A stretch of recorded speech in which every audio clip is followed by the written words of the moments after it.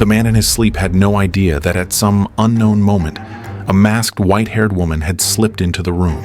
She silently crawled to the side of his bed and lay down. In his half-dream state, the man faintly heard breathing that did not belong to him. He slowly opened his eyes, only to realize the door was left open. Then the breathing behind his back grew stronger. Did you like what you saw yesterday? I want to see you now. It's touching time.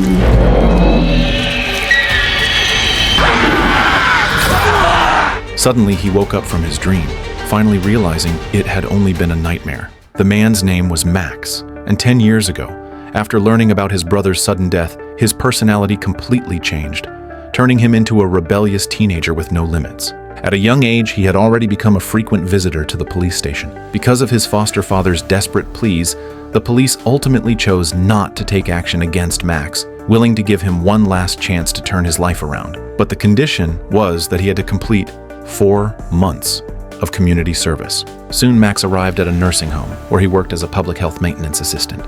Simply put, his job was to clean the nursing home. Not long after getting off the bus, Max was suddenly drawn to the 4th floor of the nursing home. Looking closely, he noticed an old man peeking at him through the window, but Max didn't care much about it. Next, a colleague handed Max a key, one that could open nearly every door. The colleague reminded him to always knock before entering, and especially warned him never to go to the 4th floor. That floor housed special patients, and the rules of the nursing home had to be obeyed. Otherwise, he could go back to the police station for tea. Very soon, Max began his first day of cleaning. When he reached the first room, he knocked for a long time, but no one answered. So he walked straight in, only to accidentally hear some unpleasant sounds. Curious, Max peeked through the crack of the door and was shocked to see 2 masked elderly people doing intense physical activity. He could hardly believe his eyes, quickly leaving the room so as not to disturb their pleasure. But the sound of the door closing too loudly caught the attention of the white-haired woman. After cleaning the other rooms, Max went to the pool, where the lifestyle of the elderly was so enviable that he couldn't help but watch for a while. At that moment, an old lady named Norma came up to him, saying Max looked very much like someone she once knew. Max didn't mind and started chatting with Norma. But just then, screams came from the pool as blood began pouring from the head of an old woman. Norma quickly told Max to help, but he was so shocked by the scene that he froze in place. Later that night, while asleep, Max kept hearing voices close to his ear. A sudden shout woke him up, his body springing upright. Before he could calm his rapid breathing, another shrill scream rang out from upstairs. He noticed the door was slightly ajar and his mind was in turmoil. He couldn't tell if what he'd experienced was real or just another dream. Once he fell back asleep, the white-haired woman had silently appeared at his side. That was when the opening scene occurred. Terrified by the 2 masked figures in his dream, Max couldn't sleep, so he wandered through the nursing home. It was the middle of the night, yet 2 elderly people were dancing gracefully, and Max couldn't help but admire their stamina. Then Max heard another scream from upstairs, and while he was still puzzled, Norma suddenly appeared behind him. She, like Max, couldn't sleep, and suggested he come to her room to chat about life, which might help him fall asleep. Max didn't think much of it and followed Norma to her room. As soon as he entered, he noticed a small object on the floor. When he picked it up, it looked strangely familiar, but he couldn't recall where he had seen it before. Norma explained that it was carved by a late friend of hers, and then put it back in its place. Max then noticed a half-torn oil painting on the wall. Norma said it was the only thing left behind by her late son. Her son was her greatest sorrow, and it was the reason she couldn't sleep at night. Max immediately thought of his brother, who had died years ago, deeply understanding Norma's grief. By morning, with dark circles under his eyes, Max began another new day. While mopping the floor, he once again heard screams from upstairs.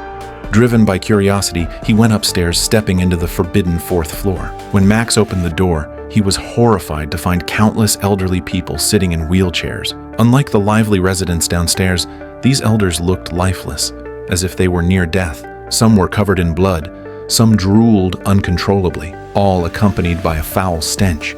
At that moment, an old man noticed Max, slowly raising his arm to point at him, as if wanting to speak. Max didn't understand, but cautiously walked closer. Suddenly, the old man flew into a rage, grabbing Max tightly. Terrified, Max struggled helplessly until a colleague rushed in and pulled them apart. When Dr. Sabian learned that Max had broken into the 4th floor, he was furious, sternly warning Max never to break the rules again, or he would personally send him back to the police station. When Norma found out Max had gone to the 4th floor, she kindly advised him not to get involved in things that didn't concern him. The next day, Max unexpectedly saw Norma arguing with Dr.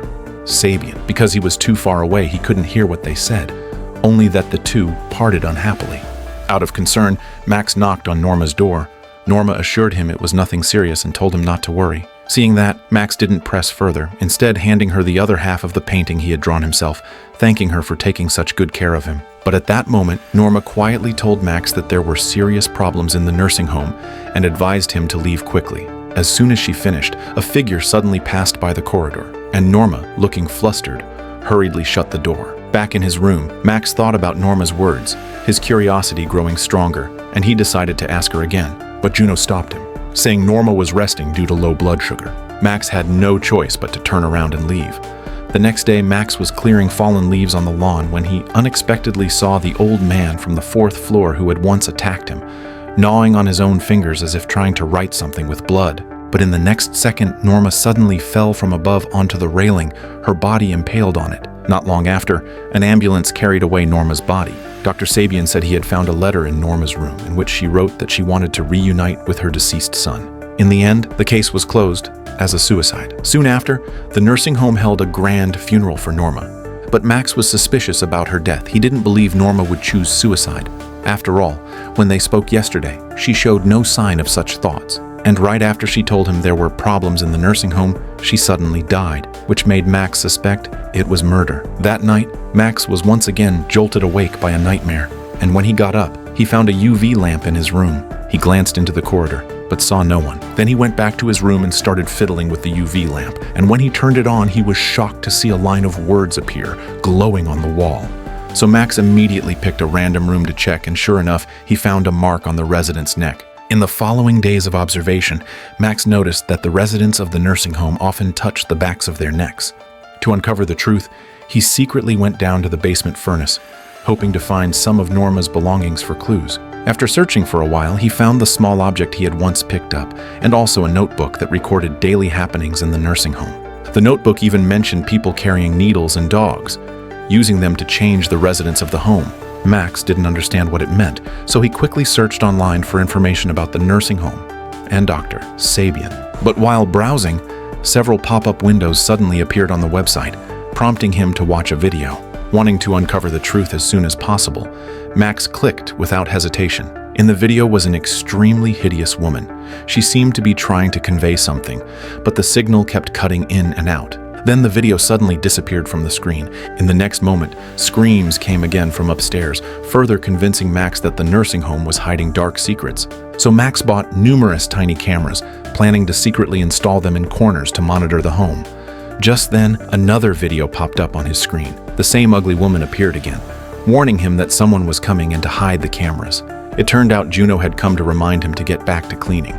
Max made an excuse to send Juno away, then quickly reopened his computer and demanded to know who the woman really was.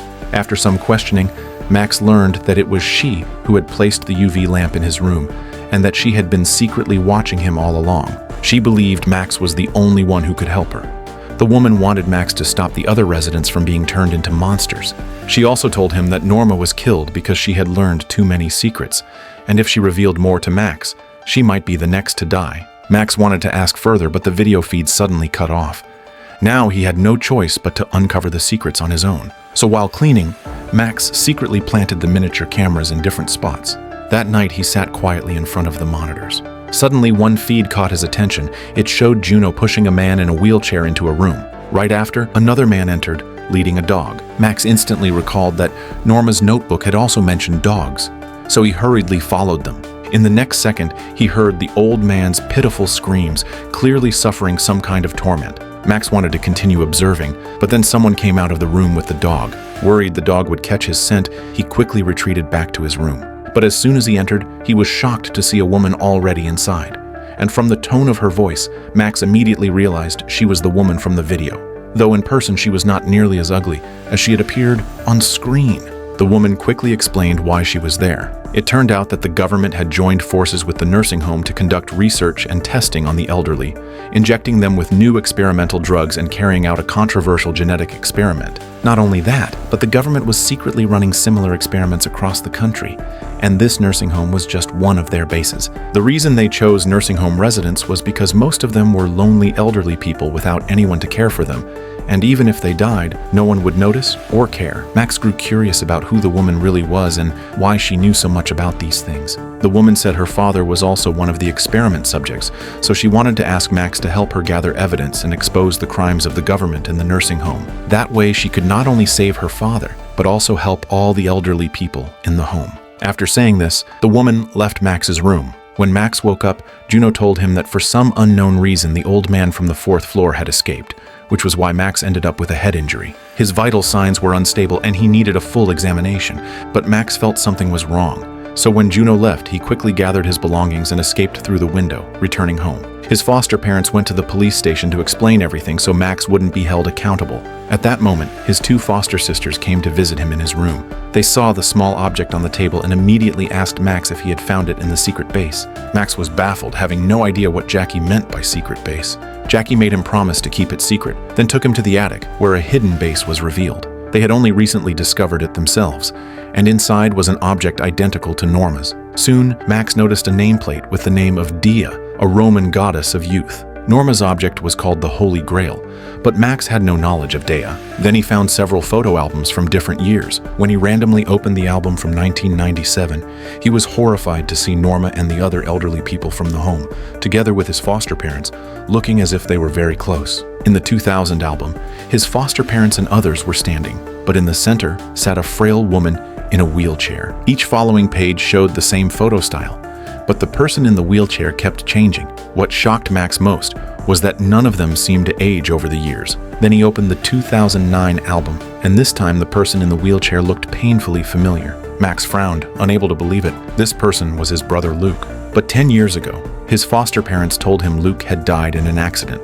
so clearly they had lied to him. Through the album, Max began to suspect his brother might still be alive, locked inside the nursing home. He realized his foster parents were like a cult, performing some kind of ritual to stay young forever. He suddenly remembered the old man on the 4th floor, who had grabbed him tightly at the time, perhaps trying to say something.